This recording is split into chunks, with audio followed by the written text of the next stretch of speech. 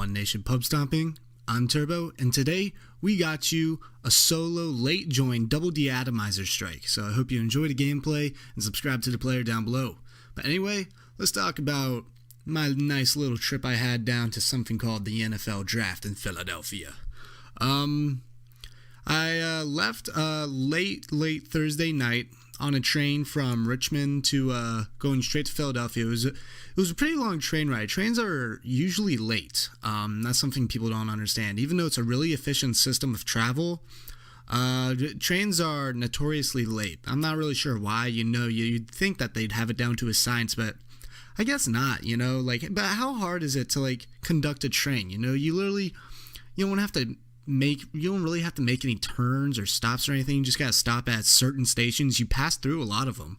You only stop at major ones and really specific ones. But I just didn't really get it, But on the train ride I was sitting alone. I went on the train alone. My dad lives in Philly, so I was going up to visit my dad. So I was sitting on the train alone, and it was probably midnight. And there was this guy. He was about maybe 140-pound Filipino guy. He was Filipino because he said he was Filipino. I'm not judging anyone by the race or anything, so don't get offended on anyone's behalf. And my first impression of this guy when I got on the train in Richmond was this. When the train pulled in, he was the first one off the train, and immediately he pulled out a cigarette and smoked it super fast in between stops because you're not allowed to smoke on the train. That was my first impression of the guy. He was probably about he looked 30, but the smoking might have put on some years. It might have added some wrinkles. He dressed sort of what a sort of urban kind of inner city kid would dress my age. Snapback, saggy pants, baggy shirt, stuff like that, kind of ghetto. And but he was an adult, so he dressed like a child. And he took up two seats. He kind of laid across some. He put his bag in one. He was on his phone the entire time, listening to music.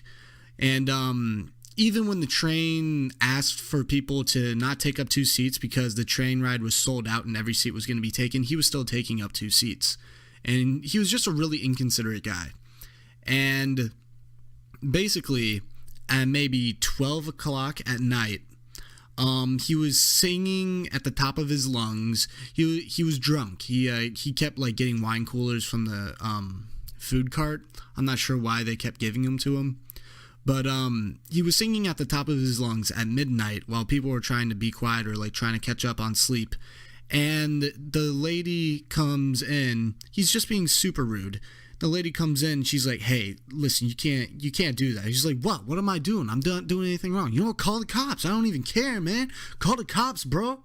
And the lady was like, "Sir, you need to be quiet." And he was like, "Fine, I'm sorry." And as soon as she left, he was like, "Man, how's that lady gonna do that to me, man? We were both slaves." The lady was black. I'm not sure why he was saying we were both slaves, but that's what he was saying. How are you gonna do that to them people, man? I'll fuck that bitch up. I don't even care.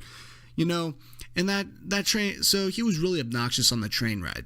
Now, the NFL Draft was, it's basically a festival that takes up a couple blocks inside the park of the art museum that has the Rocky statue.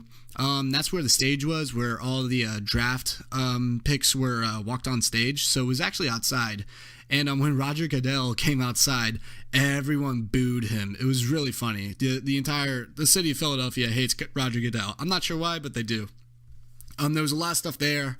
The official NFL shop was there. I bought a little flag thing, and I got it signed by one of the Eagles tight ends from my buddy who's a huge Eagles fan, so he really appreciated that.